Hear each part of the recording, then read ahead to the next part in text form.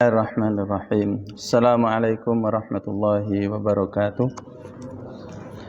Innal hamdalillah nahmaduhu wa nasta'inuhu wa nastaghfiruh wa na'udzu billahi min shururi anfusina wa sayyiati a'malina. May yahdihillahu fala mudhillalah wa may yudlil fala hadiyalah. Asyhadu an la ilaha illallah wahdahu la syarikalah wa asyhadu anna Muhammadan abduhu wa rasuluhu la nabiyya ba'dah. Qala Allahu jalla wa ala ya ayyuhalladzina amanu taqullaha haqqa tuqatih wa la tamutunna illa wa antum muslimun. Amma ba'du fa inna asdaqal hadithi kitabullah wa khairal hadi hadi Muhammadin sallallahu alaihi wasallam wa syarral umuri muhdatsatuha wa kullu muhdatsatin fid dini bid'ah wa kullu bid'atin dhalalah wa kullu dhalalatin finnar. Ikhwanil ahibba, jamaah yang dimuliakan Allah, alhamdulillah pada kesempatan yang baik ini kita akan melanjutkan bahasan kita tentang tarikh, yang mana pada pertemuan yang lalu kita telah sampai kepada bahasan yang sangat penting dari tindakan atau perbuatan yang dilakukan oleh khalifah dari Nabi kita Muhammad sallallahu alaihi wasallam yang ketiga, yaitu Utsman bin Affan radhiyallahu anhu, yang mana kita telah menyelesaikan bagaimana usaha beliau dalam mempersatukan seluruh kaum muslimin dalam masalah bacaan Al-Quran, dan dengan tangan beliaulah Allah subhanahu wa ta'ala bisa menepati janjinya, yaitu menjaga Al-Quran dari segala kemungkinan atau perubahan. Inna nahnu nazzalna dzikra wa inna lahu lahafizun. Kamilah yang menurunkan Al-Quran tersebut dan kamilah yang akan terus menjaganya. Pada kesempatan yang baik ini kita akan melangkah kepada futuhat di zaman beliau, penaklukan negara di zaman beliau. Kita tahu bahwasanya sejak khilafah Abu Bakar As-Siddiq radhiyallahu anhu, penaklukan atau perluasan kekuasaan terhadap daerah-daerah lain itu sudah dimulai, kemudian dilanjutkan oleh khalifah berikutnya, yaitu Umar ibn al-Khattab. Dan kita juga sudah mengetahui bahwasanya di masa Khalifah Umar ibn al-Khattab bisa dikatakan dua kekuasaan terbesar di dunia itu hampir bisa ditumbangkan. Apalagi kekuasaan Persia, bisa dikatakan Umar ibn al-Khattab itu sudah menghabisi kekuasaan Persia, walaupun salah satu rajanya masih hidup dan menjadi buron dan terus melarikan diri dari satu negara ke negara lain. Begitu pula bangsa Romawi, kekuatan kedua setelahnya itu juga sudah banyak ditaklukkan oleh Umar ibn al-Khattab. Di masa kepemimpinan Utsman bin Affan ini, beliau dalam mengatasi atau melaksanakan misi yang sama ini, beliau membagi kekuatan kaum muslimin itu menjadi 3 tempat. Yang pertama adalah menempatkan kekuatan kaum muslimin itu di arah timur. Yang dimaksud di arah timur itu adalah Kufah dan Basrah, yaitu di tengah-tengah kekuasaan Persia dulunya. Disitulah atau di dua tempat inilah Utsman bin Affan memfokuskan kekuatan tentara kaum muslimin. Kemudian yang kedua ditempatkan di arah selatan dari kekuasaan kaum muslimin, yang mana kekuasaan ini ada di wilayah Syam. Di wilayah Syam, yaitu di Damaskus. Persisnya di kota Damaskus, disitulah ditetapkan kekuatan militer kaum muslimin. Kemudian yang ketiga, itu diletakkan di sebelah barat dari kekuasaan kaum muslimin, yaitu di tempat persisnya itu adalah Fustot. Fustot itu adalah ibu kota Mesir, yang mana Fustot ini sebelum kota Qaahirah itu didirikan, karena Qaahirah itu ada dan dibangun oleh Daulah Fatimiyah, sehingga sebelum itu tidak ada kota Qaahirah, yang ada adalah Fustot. Nah, disitulah kekuatan ketiga dari tentara kaum muslimin ditempatkan. Nah, apa tujuan dari penempatan kekuatan masing-masing tadi? Kekuatan yang diletakkan di sebelah timur itu, di tengah-tengah daerah Persia, tujuannya adalah untuk menyelesaikan permasalahan-permasalahan dari pemberontakan. Yang mana disebutkan bahwasanya setelah Umar Ibnul Khattab itu meninggal, itu banyak negara-negara yang ingin melepaskan diri dari kekuasaan kaum muslimin. Sehingga Utsman bin Affan segera menyelesaikan kejadian-kejadian tersebut. Mereka mengira bahwasanya setelah kematian Umar, mereka akan bebas kembali dari tekanan-tekanan kekuasaan kaum muslimin. Kenapa? Karena mereka itu ada dua pilihan. Kalau tidak masuk Islam, ya bayar upeti, bayar pajak. Nah, mereka menganggap bahwasanya setelah Umar Ibnul Khattab meninggal, kekuatan kaum muslimin itu sudah lemah. Namun yang terjadi adalah sebaliknya. Sehingga setiap kali ada pemberontakan, itu akan diselesaikan oleh Utsman bin Affan, tentu melalui gubernur-gubernur dan bupati-bupati di wilayah tersebut. Bahkan di zaman Utsman bin Affan itu semakin diperluas kekuasaan kaum muslimin. Terus merambat ke daerah timur, sehingga banyak negara-negara yang ditaklukkan seperti Armenia, Azerbaijan, sampai merapat ke negara Cina, sampai mendekati perbatasan negara Cina.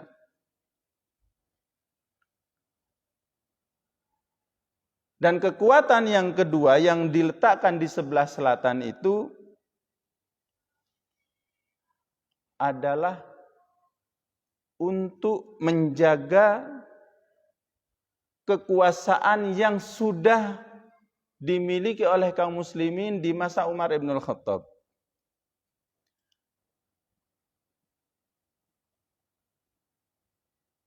Yang kedua ini, seperti yang kita ketahui, markasnya itu ada di Damaskus. Tujuannya adalah untuk menyelamatkan atau membentengi negara-negara yang sudah ditaklukkan dari negara Romawi, yang mana dulunya seperti Damaskus, Syria, Lebanon, Palestina, dan yang lainnya itu adalah negara-negara jajahan bangsa Romawi. Nah, di zaman Umar ibn al-Khattab itu bisa ditaklukkan semuanya,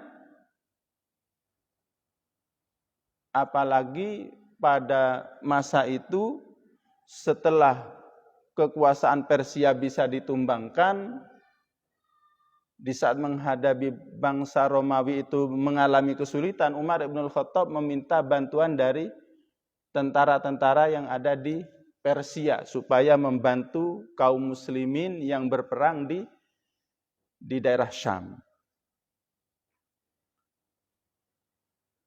Bahkan di tahun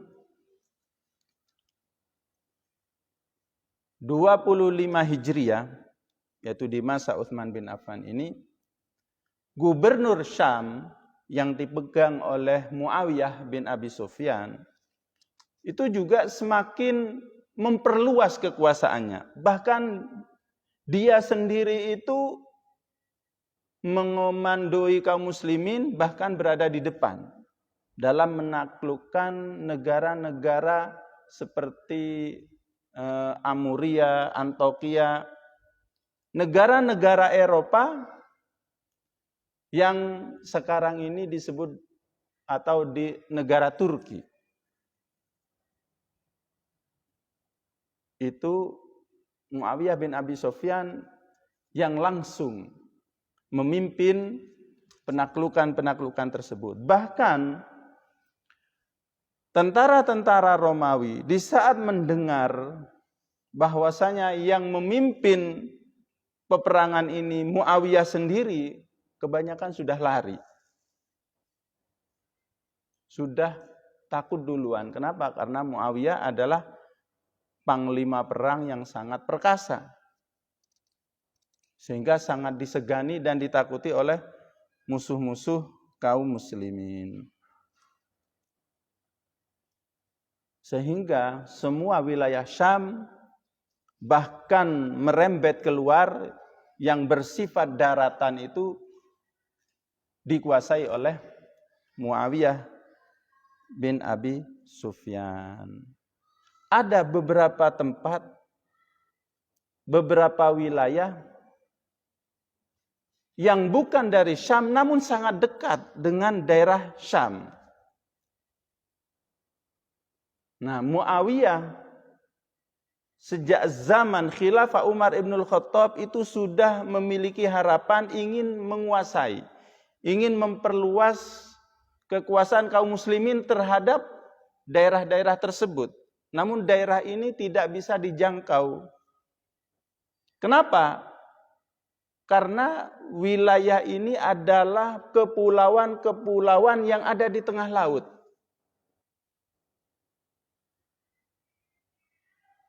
Di samping Syam itu adalah Samudra Tengah.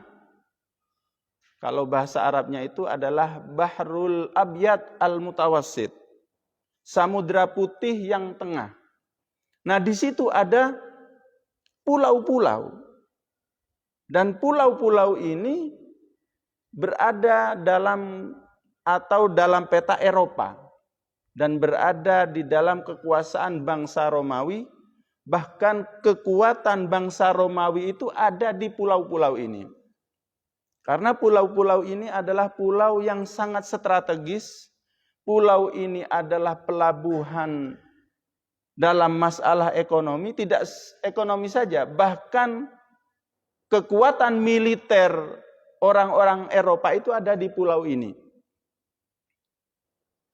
Pulau apa yang ingin segera dikuasai oleh Muawiyah bin Abi Sufyan sejak Khilafah Umar ibn al-Khattab adalah Pulau Kubrus dan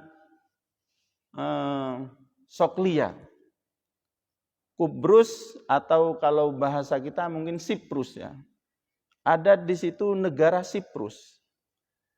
Negara ini adalah negara Eropa di bawah kekuasaan bangsa Romawi, dan ibu kota dari Siprus ini adalah yang sekarang ini Turki atau Istanbul. Sehingga di zaman Umar ibnul Khattab, Muawiyah bin Abi Sufyan ini mengirimkan surat kepada Umar ibnul Khattab.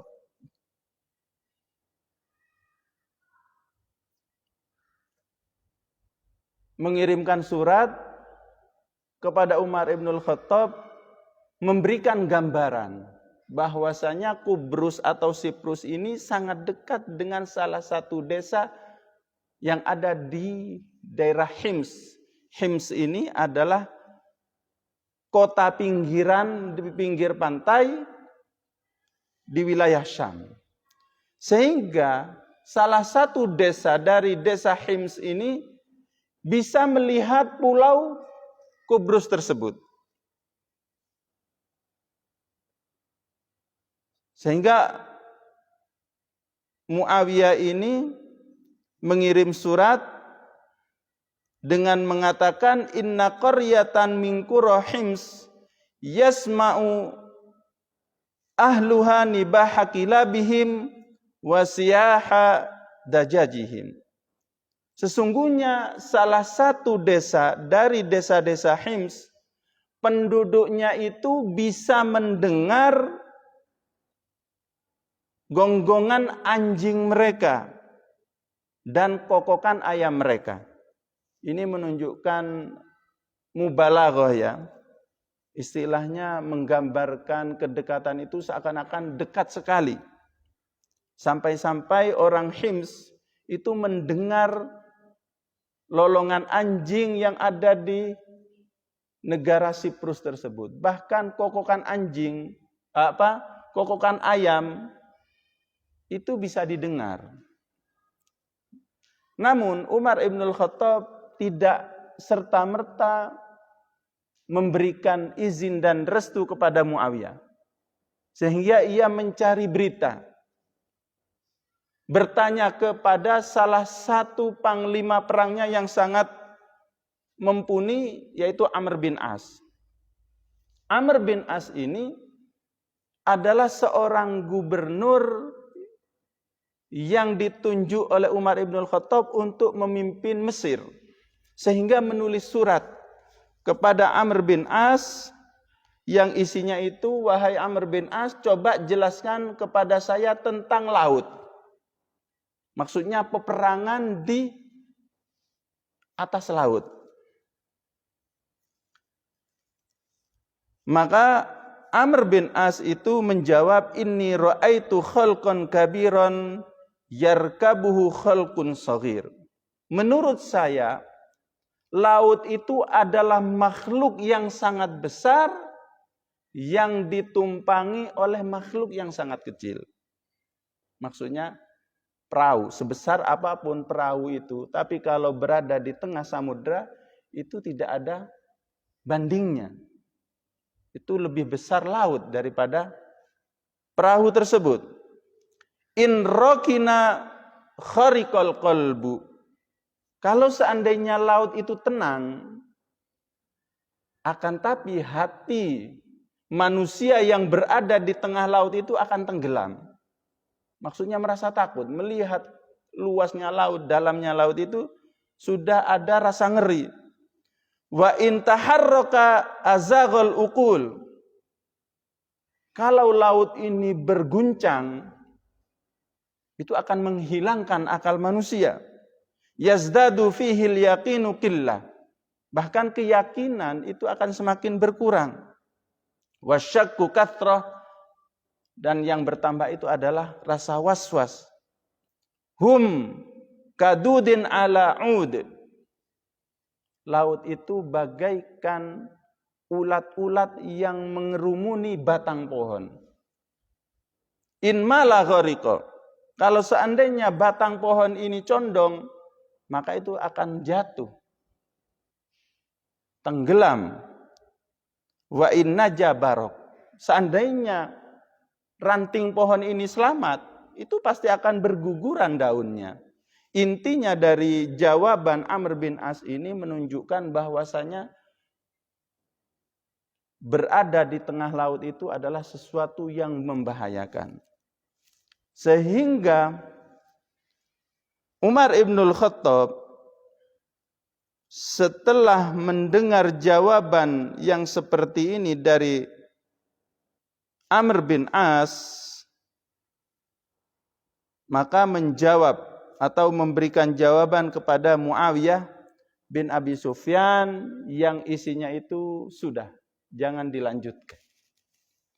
Jangan dilanjutkan. Demi Allah, nyawa satu muslim bagiku itu lebih berharga dari harta yang ada di Kubrus dan seisinya.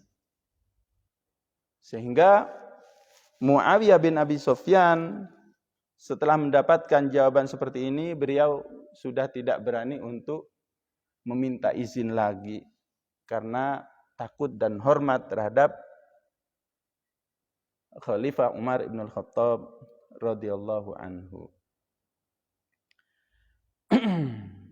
Namun di zaman Utsman bin Affan, Muawiyah ini meminta izin kepada Utsman bin Affan untuk merebut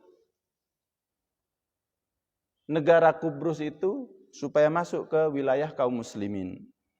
Sehingga Utsman bin Affan pun memberikan jawaban dengan mengatakan, wahai Muawiyah, sesungguhnya aku telah menyaksikan sendiri tentang suratmu kepada Umar ibn al-Khattab, dan saya tahu persis apa jawaban Umar ibn al-Khattab kepadamu. Namun, aku akan membolehkan atau mengizinkan engkau untuk ke sana, namun dengan beberapa catatan. Catatan yang pertama, hendaknya engkau sendiri yang memimpin peperangan tersebut. Itu yang pertama. Yang kedua, hendaknya engkau membawa istrimu, membawa keluargamu. Kemudian yang ketiga, hendaknya engkau jangan memaksa kaum muslimin untuk ikut serta dalam peperangan ini. Umumkan kepada mereka, barang siapa yang ingin keluar berjihad di atas laut, maka silahkan. Maka Muawiyah bin Abi Sufyan pun menepati syarat-syarat yang ditetapkan oleh Utsman bin Affan. Sehingga beliau sendiri yang memimpin, yang ikut langsung, kemudian membawa istrinya, kemudian mengumumkan kepada kaum muslimin bahwasanya jihad ini tidak bersifat paksaan dari seorang pemimpin kepada bawahan, tidak, namun adalah anjuran.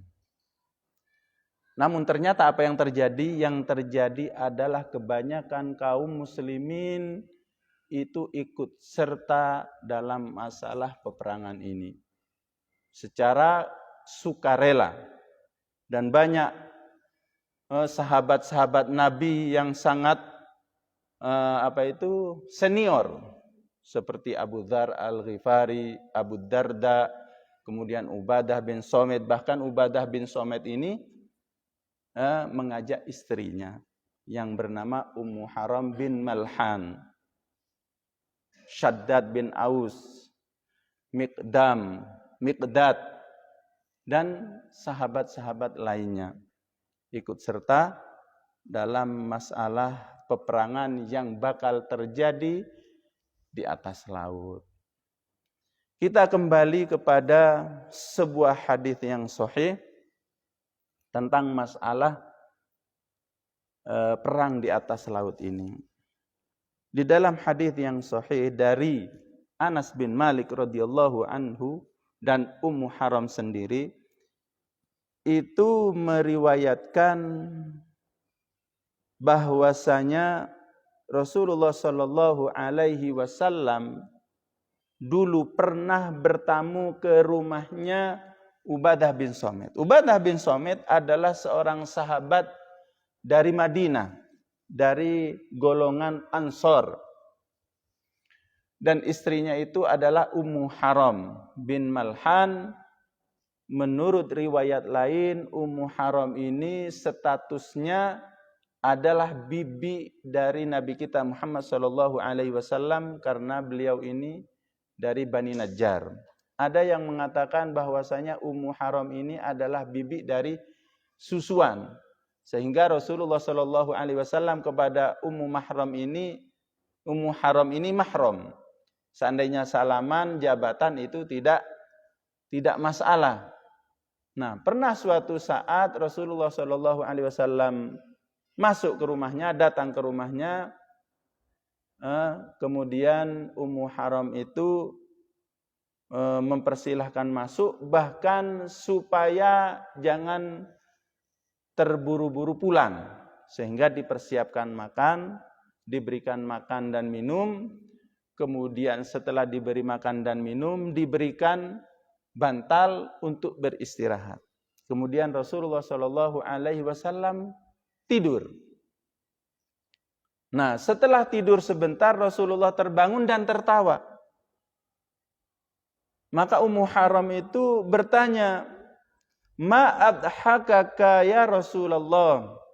Apa yang membuat engkau tertawa wahai Rasulullah? Faqala, maka Rasulullah Shallallahu Alaihi Wasallam menjawab, "Nasun min ummati uridu alayya yarkabuna thabaja hadzal bahri mithlal muluki alal asirra." Aku diperlihatkan beberapa manusia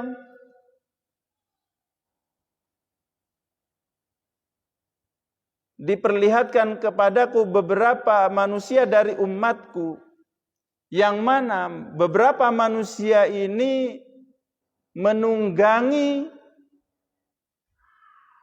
perahu di atas laut.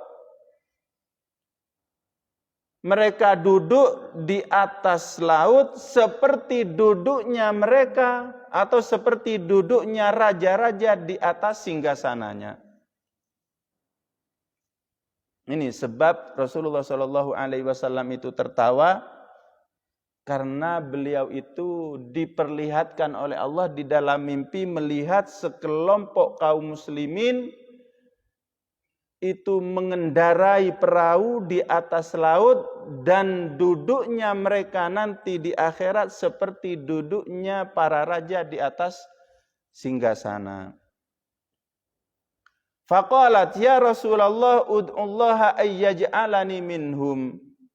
Setelah mendengar jawaban Rasulullah, maka Ummu Haram berkata, "Wahai Rasulullah, doakanlah aku kepada Allah supaya aku ini termasuk dari mereka."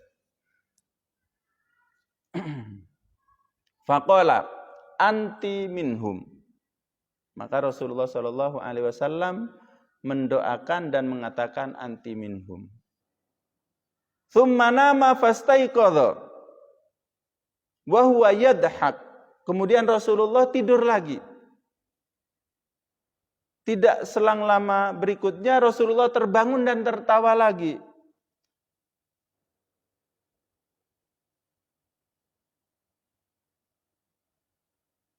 Maka ditanya lagi oleh Ummu Haram, "Apa yang menjadikan Anda tertawa ya Rasulullah?"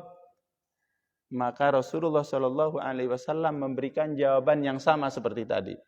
Diperlihatkan kepadaku beberapa manusia dari umatku yang mana mereka mengendarai perahu dan duduk seperti duduknya para raja di atas singgasananya. Maka Ummu Haram berkata lagi, "Ud'ullaha ayyaj'alani minhum." Ya Rasulullah, doakan aku kepada Allah supaya aku termasuk dari mereka. Maka Rasulullah menjawab, "Anti minal awwalin." Engkau termasuk dari orang-orang pertama dari manusia-manusia tersebut. Nah, ini menunjukkan bahwasanya ini termasuk tanda-tanda kenabian dan ini merupakan fadilah bagi orang-orang yang ikut berjihad di atas laut, terutama ini tentu adalah nilai seorang Muawiyah bin Abi Sufyan, yang mana beliau ini adalah pemimpin dari perang ini. Sehingga Muawiyah termasuk salah satu sahabat Nabi yang dianggap oleh Ahlus Sunnah wal Jamaah sebagai seorang sahabat yang memiliki banyak kemuliaan.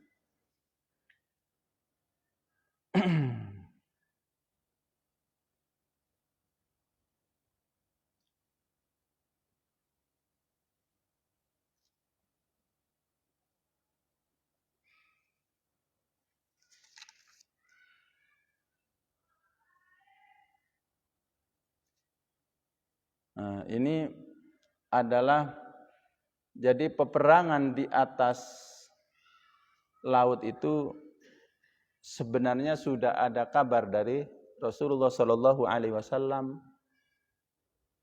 sekitar 27 tahun sebelumnya.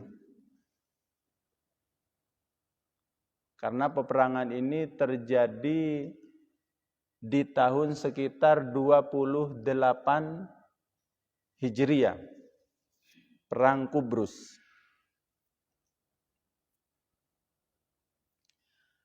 Nah, ini adalah rencana Muawiyah bin Abi Sufyan dalam menaklukkan negara Siprus, sehingga Muawiyah bin Abi Sufyan di saat diberi izin oleh Utsman bin Affan, maka semua persiapan itu dilakukan.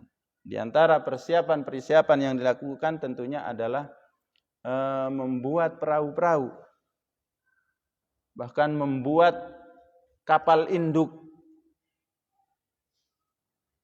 walaupun tidak sebanding dengan kapal-kapal yang mereka miliki. Disebutkan di dalam riwayat bahwasanya kapal-kapal kaum muslimin ini hanya sekitar 100-an. Sedangkan kapal-kapal di bawah kekuasaan bangsa Romawi itu adalah 1000-an. Sehingga tidak sebanding. Sehingga kaum muslimin itu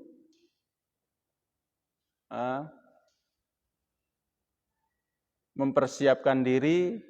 Di saat sudah siap, mereka berangkat dari pelabuhan Aka, ya. Pelabuhan Aka ini ada di daerah Hims, pelabuhan yang paling dekat, bahkan di depannya Siprus tersebut. Sehingga berangkatlah kaum muslimin ke sana, namun tidak ada perlawanan.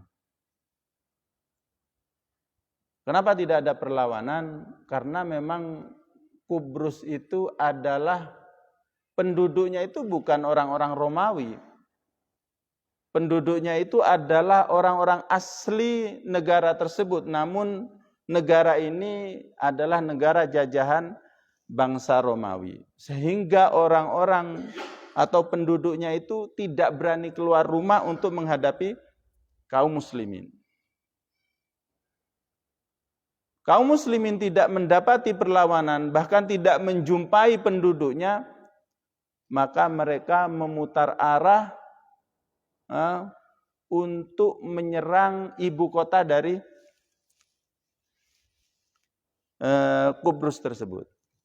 Yang mana kita katakan tadi bahwasanya ibu kota dari wilayah ini adalah Istanbul. Maka di sanalah yang diserang oleh kaum muslimin dan bisa ditaklukkan. Di sana diserang, ditaklukkan, namun sebelumnya atau sesudahnya kaum muslimin ini mendatangi para penduduk Qubrus dan memberikan atau mengajak damai dengan catatan-catatan. Tentu di antara catatan kalau kaum muslimin atau negara-negara kafir ingin damai dengan kaum muslimin itu adalah tentu imam masuk Islam, kalau masih ingin bersikukuh dengan keyakinannya maka harus bayar pajak. Sehingga disepakatilah hal tersebut, bahkan kaum muslimin itu menambah lagi supaya para penduduk Siprus ini jangan sampai memberikan kabar apapun tentang kaum muslimin terhadap orang-orang Romawi. Jangan sampai penduduk ini jika ada permusuhan dengan bangsa Romawi, jangan sampai menolong bangsa Romawi untuk menjatuhkan kaum muslimin. Dan akhirnya Kubrus pun penduduknya itu setuju, dan di saat itulah Kubrus ini jatuh di tangan kaum muslimin. Itu di zaman Muawiyah bin Abi Sufyan, kekhilafahan Utsman bin Affan radhiyallahu anhum ajma'in. Kemudian di saat peperangan ini sudah selesai, kaum muslimin tentu ingin kembali pulang, dan di antara yang ikut serta tadi adalah Ubadah bin Somit dan istrinya Ummu Haram. Kemudian Ummu Haram ini setelah turun dari perahu atau ingin naik ke perahu bersama keledainya, ternyata keledainya itu tersungkur jatuh, dan Ummu Haram pun juga tersungkur jatuh, bahkan lehernya patah, dan disitulah Ummu Haram itu meninggal dunia. Dan di sanalah Ummu Haram ini dikuburkan. Jadi kuburan Ummu Haram ini berada di negara Siprus, dan terkenal sampai sekarang kuburannya itu adalah kuburan wanita yang solehah. Kemudian kekuatan yang ketiga yang diletakkan di Mesir yang berada di Fustot itu tujuannya adalah sama, ingin melindungi negara-negara yang sudah dikuasai oleh kaum muslimin di zaman Khilafah Umar ibn Khattab, namun masih ada yang mencoba untuk memberontak, termasuk Iskandar. Iskandar ini termasuk ingin memberontak dan berlepas diri dari kekuasaan kaum muslimin.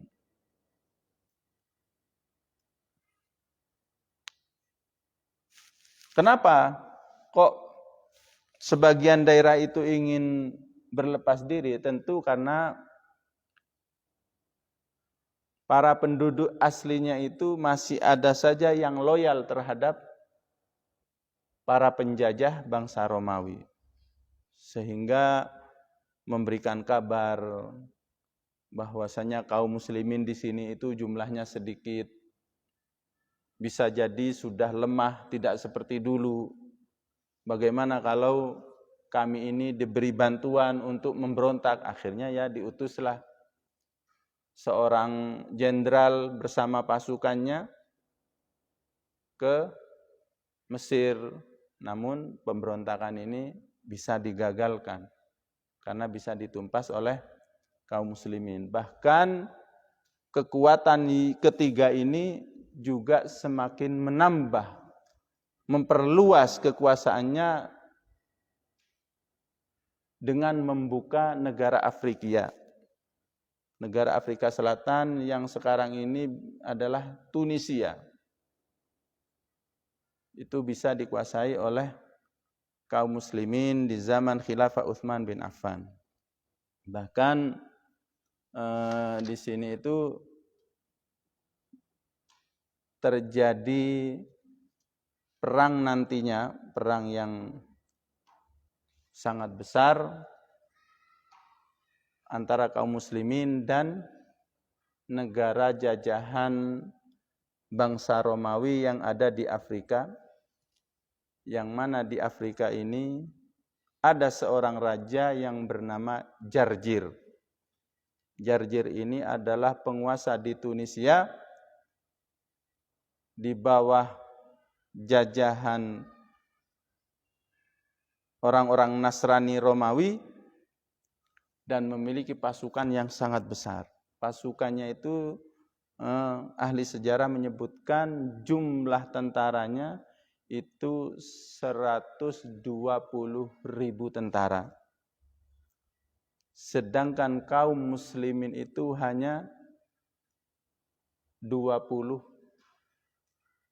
tentara saja. Jadi jumlahnya itu sangat tidak imbang, bahkan 1:6.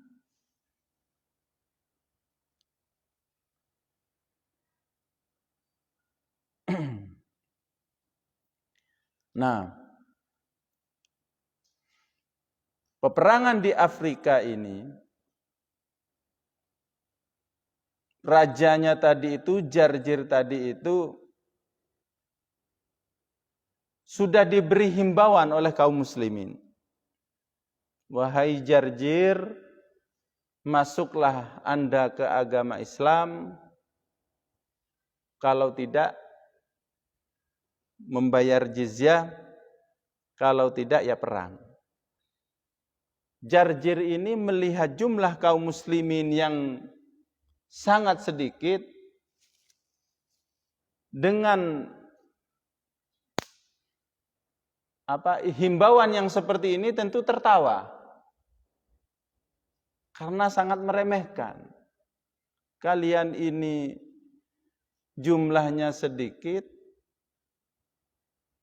dan juga mungkin tidak sehebat pasukan saya, namun berani memberikan himbauan tersebut. Maksudnya adalah Jarjir ini lebih memilih perang. Perang saja, bisa jadi aku yang akan menghabisi kalian. Bahkan Jarjir ini memberikan sayembara kepada prajuritnya. Wahai para prajuritku, barang siapa di antara kalian yang mampu membunuh pimpinan kaum muslimin, yang mana pimpinan kaum muslimin pada waktu itu adalah Abdullah bin Sa'ad bin Abi Sarh. Abdullah bin Sa'ad bin Abi Sarh, pernah antum dengar ya nama ini? Abdullah bin Sa'ad bin Sarh ini adalah saudara susuan dari Utsman bin Affan. Kita tahu dulu di saat Rasulullah Shallallahu Alaihi Wasallam mau umroh dan dicegat dan disuruh balik, dan di saat Fathu Makkah itu sudah di depan mata Rasulullah itu menyebutkan beberapa orang, yang mana beberapa orang ini kata Rasulullah, dimanapun kalian temui orang ini maka harus dibunuh, walaupun mereka berlindung di bawah kelambu Ka'bah. Dan di antara orang-orang yang dianjurkan dibunuh ini adalah Abdullah bin Sa'ad bin Abi Sarh. Semua termasuk Ikrimah bin Abi Jahal. Ikrimah bin Abi Jahal kita tahu dia lari keluar dari Jazirah Arab mengendarai perahu. Kemudian akhirnya dia tobat dan masuk Islam.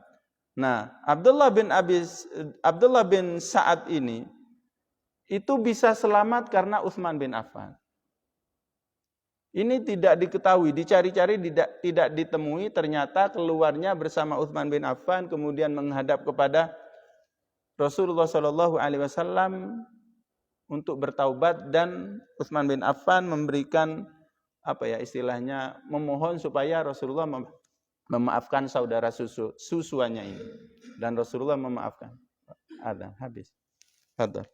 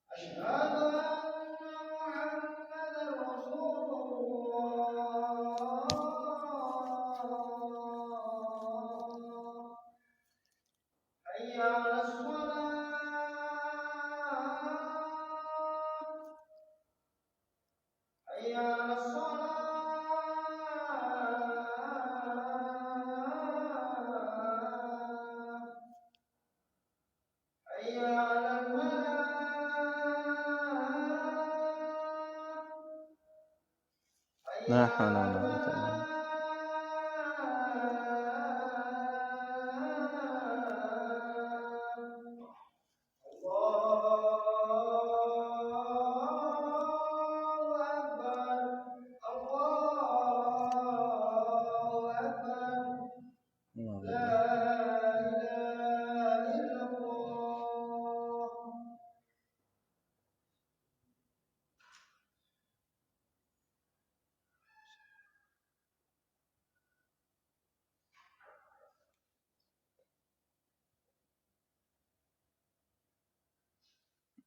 Baik. Abdullah bin Sa'ad bin Abi Sarh ini adalah saudara susuan dari Utsman bin Affan, dan beliau ini adalah pemimpin peperangan dalam penaklukan Afrika. Dan Abdullah bin Sa'ad ini juga seorang gubernur Mesir. Nah, pimpinan perang ini itu dibuat sayembara oleh Raja Jarjir kepada tentaranya. Wahai tentaraku, barang siapa di antara kalian yang bisa membunuh Abdullah bin Sa'ad, maka ia akan saya kawinkan dengan istrinya Abdullah bin Sa'ad. Dalam riwayat lain mengatakan, maka dia akan saya jadikan menantu saya dan akan mendapatkan imbalan sekian. Tentu semua tentaranya itu berharap bisa membunuh Abdullah bin Sa'ad ini. Sehingga kaum muslimin yang jumlahnya hanya 20.000 itu dikepung oleh tentara Jarjir ini. Dan kaum muslimin tentunya melakukan perlawanan dengan perlawanan yang sangat keras. Dan Abdullah bin Sa'ad ini di saat tahu bahwasanya dirinya dijadikan sayembara, dia agak merasa takut. Bahkan sering bersembunyi di belakang pasukannya. Kemudian mengirimkan surat kepada Utsman bin Affan bahwasanya kondisinya itu sangat tidak sepadan. Sehingga Utsman bin Affan memberikan bantuan, mengirimkan bantuan. Walaupun bantuan tidak seberapa, namun bantuan ini sangat menggembirakan bagi kaum muslimin. Sehingga datanglah bantuan ini, dan bantuan ini dipimpin oleh seorang pemuda yang sangat belia umurnya. Umurnya tidak lebih dari 27 tahun, yaitu Abdullah bin Zubair bin Awam. Nah, di saat Abdullah bin Zubair ini datang, maka bertakbiranlah kaum muslimin yang ada di situ.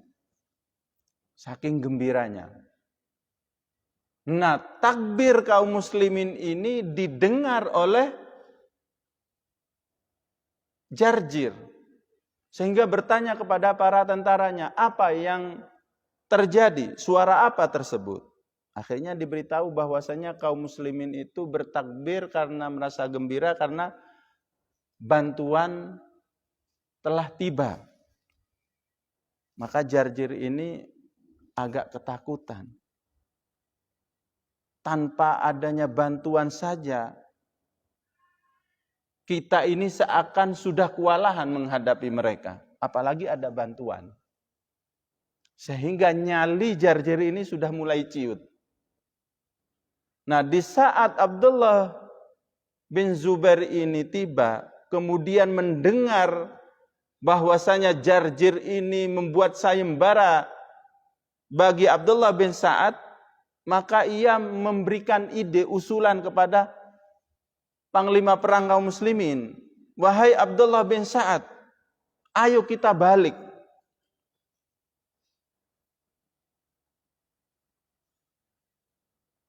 Kita juga umumkan sayembara kepada kaum muslimin.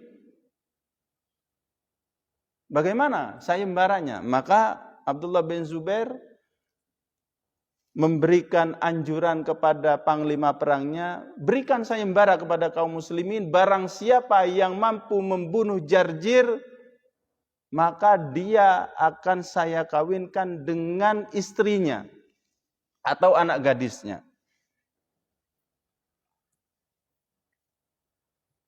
Nah, Raja Jarjir juga mendengar bahwasanya kaum muslimin membuat sayembara juga, semakin ciut nyalinya. Dan Abdullah bin Zubair ini membuat rencana lain, menunjukkan keberaniannya, sehingga memberikan atau meminta tolong kepada Abdullah bin Sa'ad ini supaya di saat perang pilih beberapa orang yang paling pemberani itu, supaya nanti di saat Anda perang bersama kaum muslimin, pilih beberapa orang supaya mereka tidak ikut perang. Tujuannya apa? Di saat nanti mereka sudah beristirahat, jadi perang itu ada istirahatnya. Jadi sejak pagi sampai zuhur, itu nanti ada masa untuk istirahat, sama-sama mundur. Nah, di saat sudah mundur, sama-sama mundur, beberapa orang yang diminta tadi itu ikut bersama Abdullah bin Zubair berada di belakangnya untuk melindungi dirinya. Tujuannya apa? Untuk menerobos barisan tentara Jarjir ini. Sehingga Abdullah bin Zubair ini masuk menerobos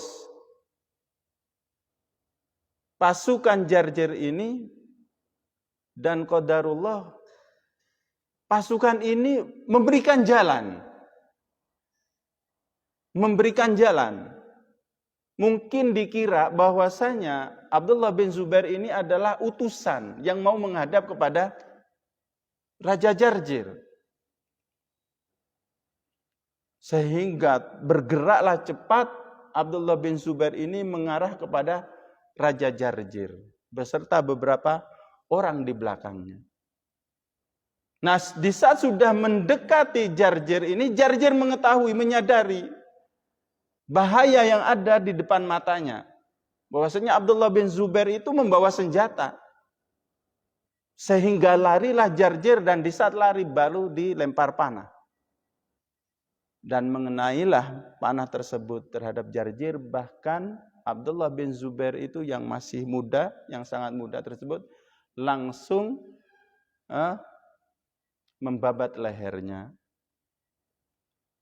Kemudian kepalanya diambil dan ditancapkan di atas panah, dan diumumkan kepada anak buahnya bahwasanya raja kalian sudah saya bunuh. Maka di saat mengetahui bahwasanya pimpinannya sudah terbunuh, maka mereka lari kocar-kacir seperti larinya kucing. Maka kalahlah mereka.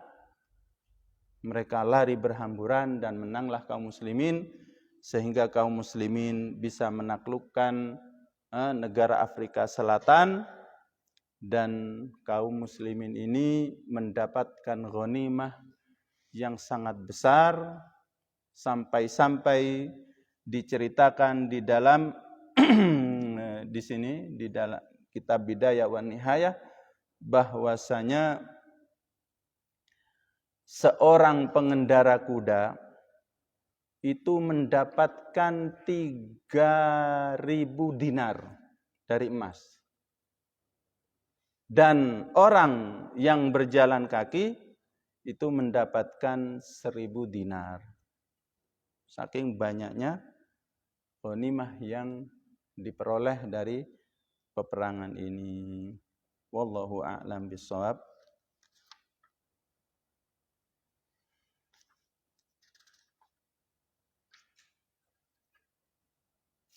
Kita cukupkan sekian, kita tutup dengan doa kafaratul majlis. Subhanakallahumma wa bihamdik asyhadu an la ilaha illa anta astaghfiruka wa atubu ilaik. Wassalamualaikum warahmatullahi wabarakatuh.